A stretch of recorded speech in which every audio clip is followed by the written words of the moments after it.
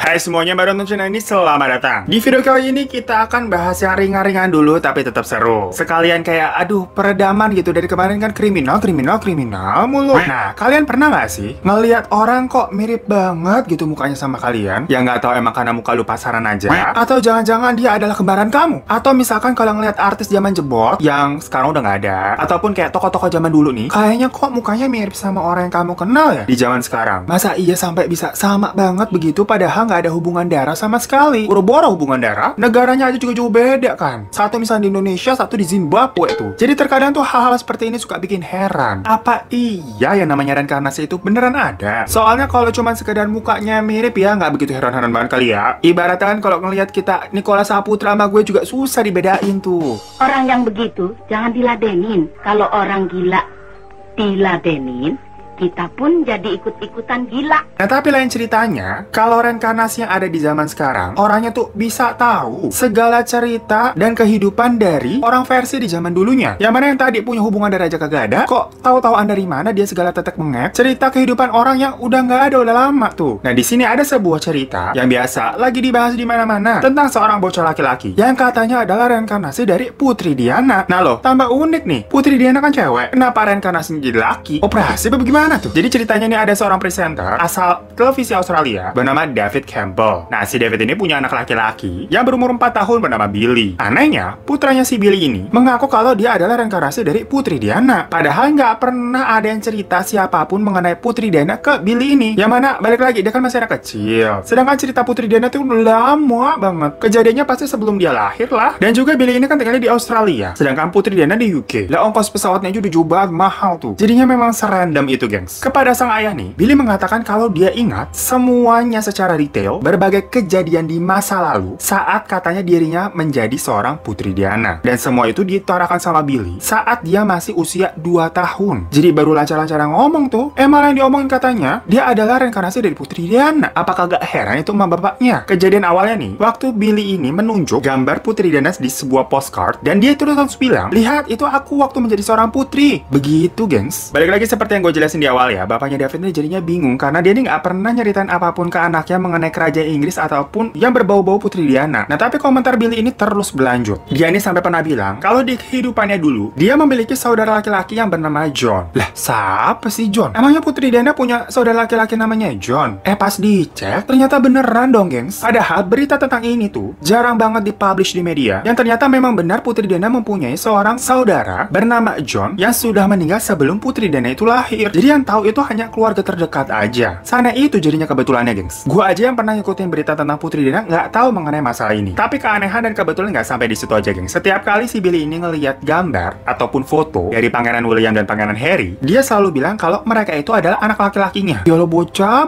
Sekata-kata lu belum udah punya anak, ya hati lu bye-bye pernikahan dini lu. Nah terus, Billy ini tuh juga berhasil menggambarkan dengan sangat mirip seperti apa itu Balmoral yang merupakan tempat tinggal favorit dari Putri Diana. Padahal dia kesana juga gak pernah. Ngeliat gitu di internet kayak apa gitu juga gak pernah, gengs. Nah, tapi ini epicnya nih. Waktu ibunya menunjukkan foto Putri Diana kepadanya, si Billy ini ngomong, ini aku sebagai putri. Lalu suatu hari, si Rina datang dan aku bukan putri lagi. Merinding gak sih ya maksudnya? Itu adalah mungkin si Rina sewaktu Putri Diana mengalami kecelakaan, di mana banyak ambulans dan mobil-mobil polisi yang berdatangan, yang kejadiannya padahal udah 22 tahun yang lalu, gengs. Coba lu bayangin. Lah sekarang bocahnya aja baru 4 tahun, tahu-tahuan dari mana coba dia berita-berita sedetail itu?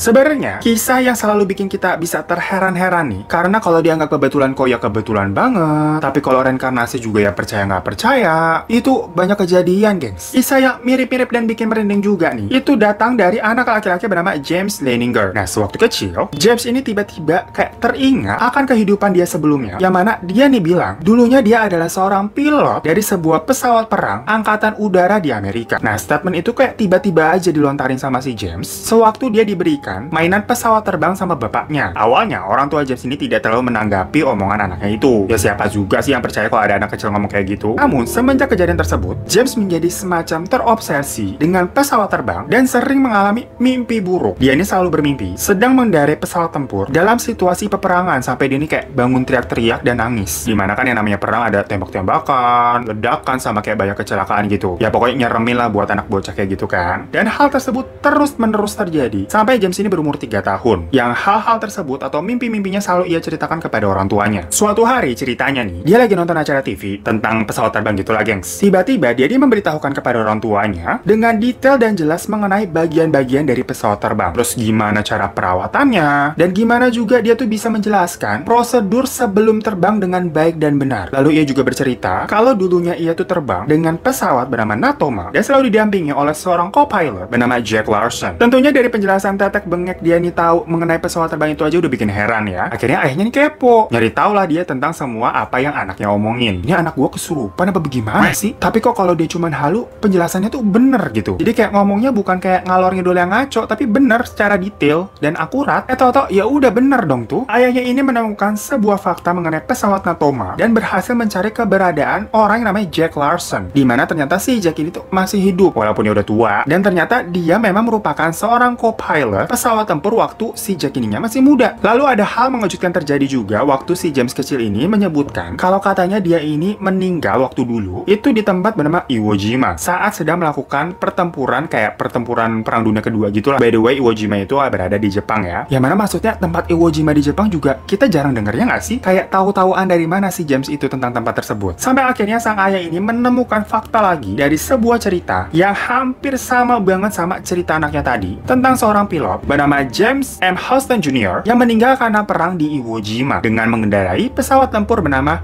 Natoma. Gila nggak tuh? Namanya Toto bisa sama, James sama James. Lah ayahnya makin shock dong. Lalu akhirnya ayahnya ini mencoba mencari kontak dari keluarganya si James M. Houston Jr. tadi. Dan akhirnya dia bisa berbicara dengan adiknya si James Pilot ini. Semua cerita dari masa lalunya si James Pilot yang diceritakan sama si James anak kecil ini, itu semuanya match gengs. Sampai James kecil itu menggambar sebuah pesawat dengan beberapa detail-detail yang jelas kayak ada stikernya atau gambar-gambarnya gitu. Dan pas ditunjukin gambar pesawat yang dibuat James kecil ini kepada keluarganya James Pilot, mereka kaget banget karena pas diliatin mereka kan juga punya foto pesawat tempur aslinya punya James Pilot kan, itu sama gambarnya oret-oretan dibuat si James kecil. Semuanya ya udah langsung speechless. Asalnya berita mengenai si James Houston atau James Pilot ini tuh kayak minim banget di Google, yang nggak ada. Kalau kalian cari ya adanya cerita tentang si James kecil ini yang mengaku reinkarnasi dari James Pilot, itu aja. Jadi kalau kalian mikir di awal si James kecil ini tahu-tahuan karena dia pernah search ke Google atau gimana, itu kagak ada gengs. Soalnya James Houston atau James Pilot itu kan bukan seorang yang kayak tokoh terkenal semacam Putri Diana yang beritanya ada di mana-mana gitu.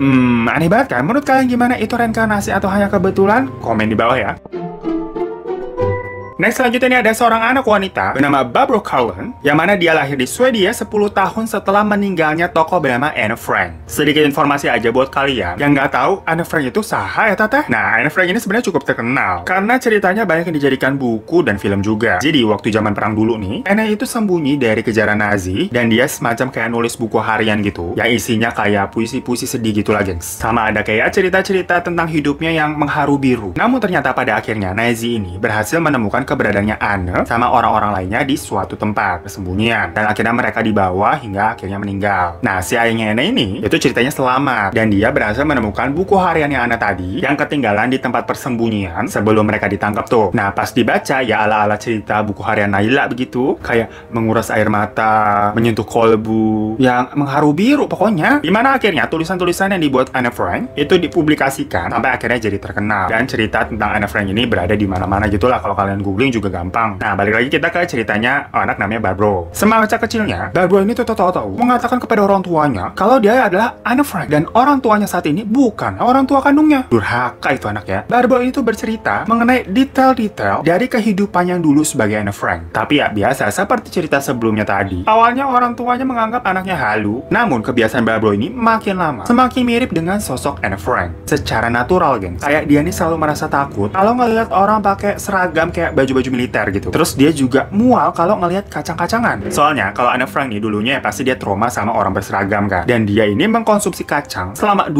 tahun untuk bertahan hidup di tempat persembunyiannya. Jadi ya wajar kalau tahu-tahu dia ngeliat kacang lagi ya enek lah, kayak mau muntah itu. 2 tahun makan kacang doang. Namun hal tersebut ya dianggap bukan merupakan suatu bukti yang valid kalau memang dia ini si Barbro reinkarnasi dari Anne Frank. Nah, tapi saat si Barbro ini berusia 10 tahun, dia dan keluarganya akhirnya ceritanya kayak liburan ke Eropa ala orang kaya, Ya kalau kita mah ke Ragunan ngelihat jerapah tidur sama macan yang molor juga udah seneng banget ya. Nah kebetulan memang mereka ini mampir ke Amsterdam dan berencana mengunjungi rumah Anne Frank. Jadi rumah Anne Frank itu sendiri ya sekarang memang sudah dijadikan kayak semacam tempat wisata. Soalnya kayak jadi museum gitu lagi yang sih untuk umum. Nah sewaktu di hotel, ayahnya udah mau nelfon taksi untuk jemput mereka di hotel menuju ke tempat rumah Anne Frank. Tapi tahu-tahu Barbo ini bilang, nggak usah, kita nggak perlu taksi, nggak jauh kok dari sini, jalan aja sih. Nah tapi saat itu orang tuanya kayak heran, tapi ya udah manggut-manggut aja. Ya mungkin dia mengiranya Barbo ini udah nyari tahu kali ya. Emang di mana sih rumahnya Anne Frank itu nggak jauh kali, ternyata benar. Dan saat di perjalanan, Barbo ini tuh benar-benar menguasai jalan-jalan di Amsterdam. Padahal mereka nggak pakai GPS. Dan voila mereka sampai ke rumahnya Anne Frank. Barbo tadi yang di jalan itu santai-santai aja, tapi tahu-tahu wajahnya tuh jadi pucat saat mereka tuh sampai di depan rumahnya. Pokoknya tahu-tahu dia keringet dingin, terus megangin ibunya tuh kenceng banget. Ketika mereka masuk nih, Barbo tuh benar-benar kayak orang stres dan kayak kelihatan orang trauma gitu, gimana sih, geng? Namun di situ dia balik lagi nih, kenal betul setiap sudut ruangan yang ada di sana dan kayak tahu ini tuh gambar apa, ini gambar apa, padahal ya dia belum pernah ke situ. Bahkan dia sempat juga menanyakan kepada petugas di situ, kok kenapa ini banyak perubahan kayak renovasi ya? Jadi dia memang tahu ada part-part mana, bagian-bagian ruangan mana yang direnovasi. Dan petugas di situ memang membenarkan kalau tempat-tempat yang dituju sama Barbo itu direnovasi. Akhirnya dari situ keluarga ini mulai percaya kalau